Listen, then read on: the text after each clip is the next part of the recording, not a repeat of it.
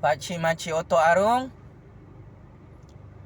hari ini saya ingin membongkarkan semula keputusan rasmi 3 orang Hakim Mahkamah Rayuan yang memberi kekalahan ke atas Datuk Seri Najib Tun Razak dalam perbicaraan kes jenayah rompakan SRC International. Semalam, saya mendedahkan dan membongkarkan tentang kekalahan Datuk Seri Najib Tun Razak di peringkat Mahkamah Tinggi Kuala Lumpur. Hari ini, secara eksklusif, saya Jufazli Syahmad sebagai penganalisis politik bebas, pengkritik bebas yang paling ditakuti oleh bosku Najib akan membongkarkan semula keputusan rasmi 3 orang Hakim Mahkamah Rayuan yang mengekalkan hukuman penjara Sungai Buloh ke atas Datuk Seri Najib Tun Razak selama 12 tahun. Atas nama Allah yang Maha Berkuasa, atas nama prinsip rule of law, atas nama kedaulatan undang-undang dan keluhuran perlembagaan negara. Berikut adalah keputusan rasmi 3 orang Hakim Mahkamah Rayuan di Istana Kehakiman Putrajaya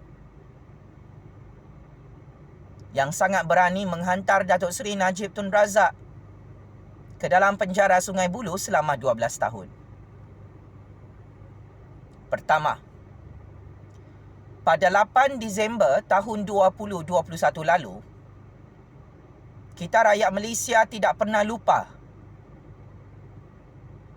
Tarikh keramat tersebut adalah kekalahan mengejut buat kali kedua Datuk Seri Najib Tun Razak dalam perbicaraan kes jenayah rompakan SRC International bernilai RM42 juta.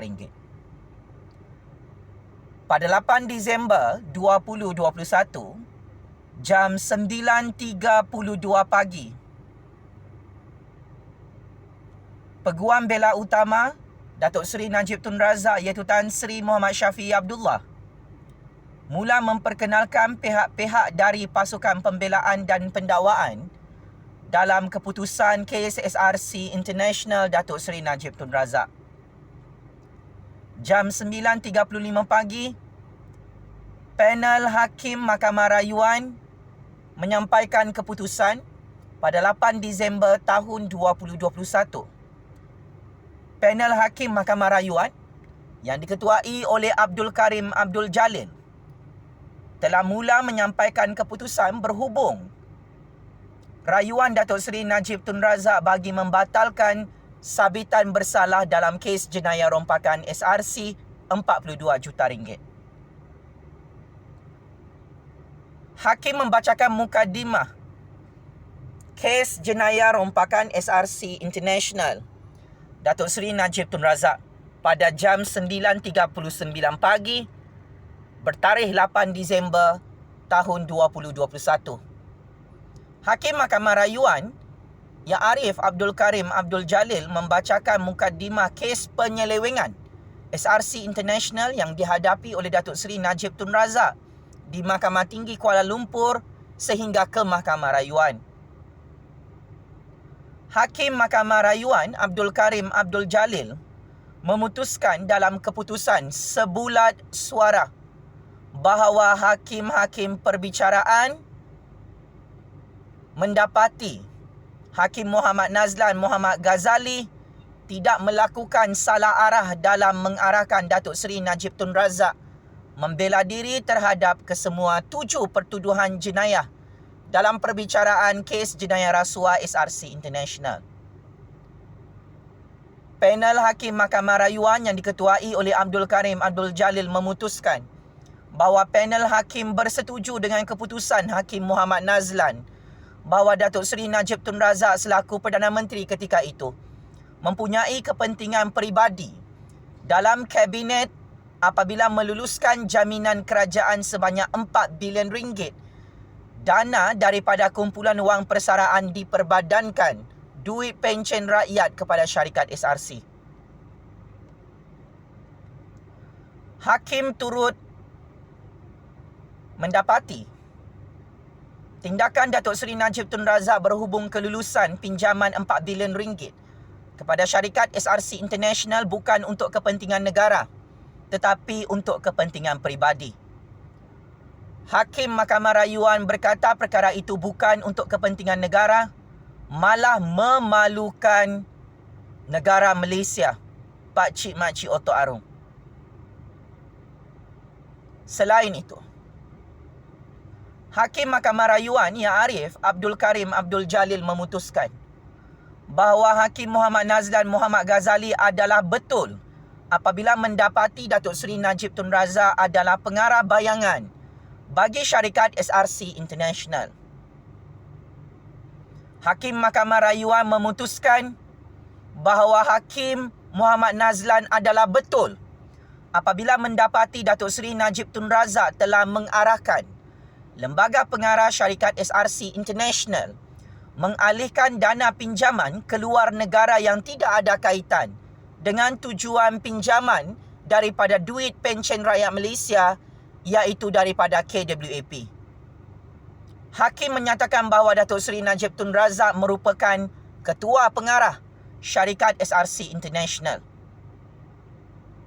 Seterusnya, Hakim Mahkamah Rayuan memutuskan bahawa Hakim Muhammad Nazlan Muhammad Ghazali adalah betul apabila mendapati Datuk Seri Najib Tun Razak mempunyai kuasa penuh ke atas syarikat SRC International.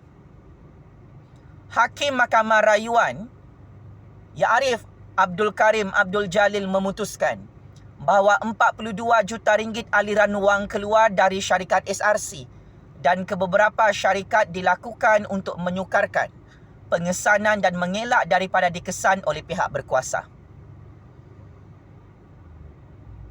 Hakim-hakim Mahkamah Rayuan turut memutuskan Datuk Seri Najib Tun Razak mempunyai pengetahuan mengenai kemasukan 42 juta ringgit ke akaun peribadi bekas Perdana Menteri itu antara tahun 2014 dan tahun 2015.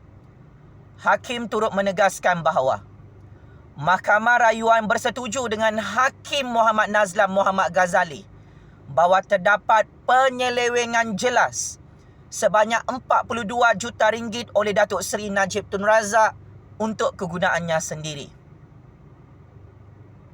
Di samping itu juga, Hakim Mahkamah Rayuan memutuskan bahawa dakwaan pihak pembelaan terdapat derma dari Arab yang masuk ke akaun Datuk Seri Najib Tun Razak adalah tidak boleh dipertahankan. Dia membuat keputusan bahawa jika ia benar-benar derma Arab, maka tidak ada sebab untuk wang itu terlebih dahulu didepositkan ke akaun syarikat SRC International yang merupakan entiti milik penuh Kementerian Keuangan. Hakim Mahkamah Rayuan memutuskan juga bahawa Hakim Muhammad Nazlan adalah betul mendapati bahawa 3 pertuduhan jenayah pecah amanah terhadap Datuk Seri Najib Tun Razak telah dibuktikan tanpa keraguan munasabah. Hakim Mahkamah Rayuan Yang Arif Abdul Karim Abdul Jalil memutuskan bahawa panel Hakim Mahkamah Rayuan bersetuju dengan Hakim Muhammad Nazlan Muhammad Ghazali bahawa dakwaan pihak pembelaan Datuk Seri Najib Tun Razak berhubung derma Arab Saudi adalah rekaan semata-mata. Hakim memutuskan bahawa tiada bukti bahawa wang itu adalah daripada keluarga diraja Arab Saudi dan sebaliknya banyak bukti menunjukkan dana itu adalah daripada dana syarikat SRC International. Hakim Mahkamah Rayuan turut memutuskan bahawa pihak pendakwaan berjaya membuktikan 3 pertuduhan jenayah pengubahan wang haram terhadap Datuk Seri Najib Tun Razak.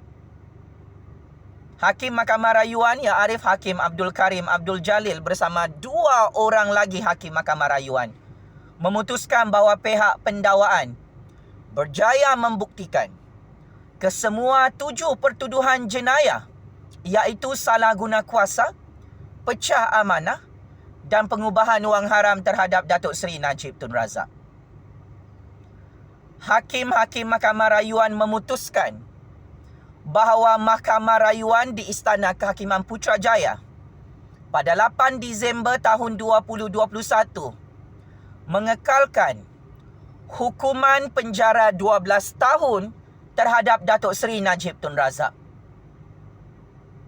Di samping itu juga, 3 orang hakim Mahkamah Rayuan telah memutuskan secara muktamad secara rasmi pada 8 Disember tahun 2021 bahawa hukuman denda 210 juta ringgit ke atas Datuk Seri Najib Tun Razak juga turut dikekalkan oleh hakim-hakim Mahkamah Rayuan.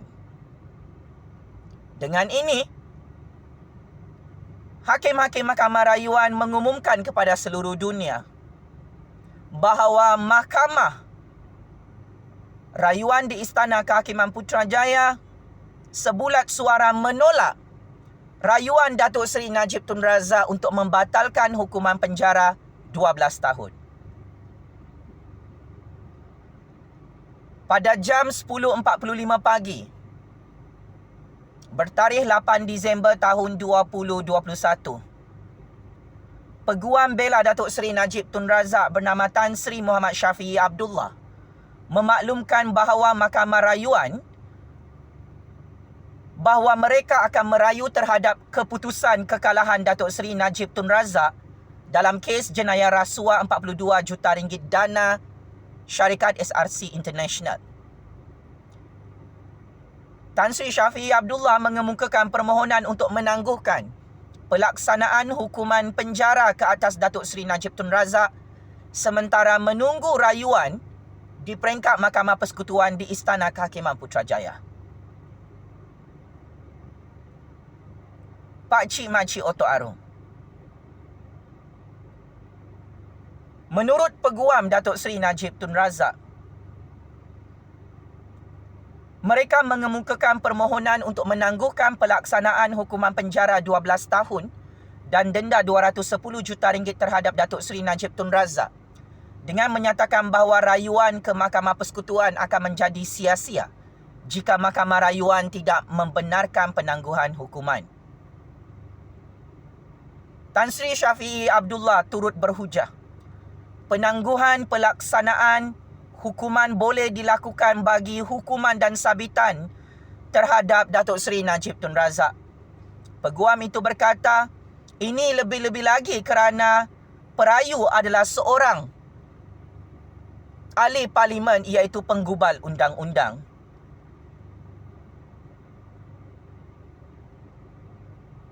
Pada jam 11.17 pagi, bertarikh 8 Disember tahun 2021 di Istana Kehakiman Putrajaya, Mahkamah Rayuan membenarkan penangguhan pelaksanaan hukuman penjara 12 tahun dan denda 210 juta ringgit terhadap Datuk Seri Najib Tun Razak sementara menunggu rayuan ke Mahkamah Persekutuan.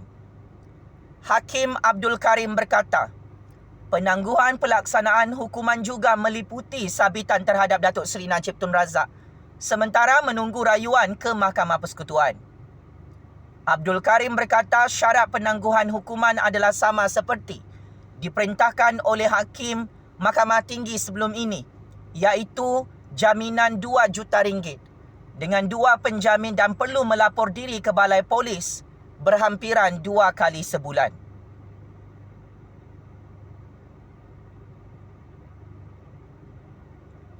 Pak Cik Makcik Otok Arum, begitulah keputusan rasmi 3 orang hakim Mahkamah Rayuan yang menyampaikan keputusan kekalahan Datuk Seri Najib Tun Razak buat kali kedua di Mahkamah Rayuan pada 8 Disember tahun 2021, yang mana Datuk Seri Najib Tun Razak kekal menerima hukuman penjara selama 12 tahun dan denda 210 juta ringgit.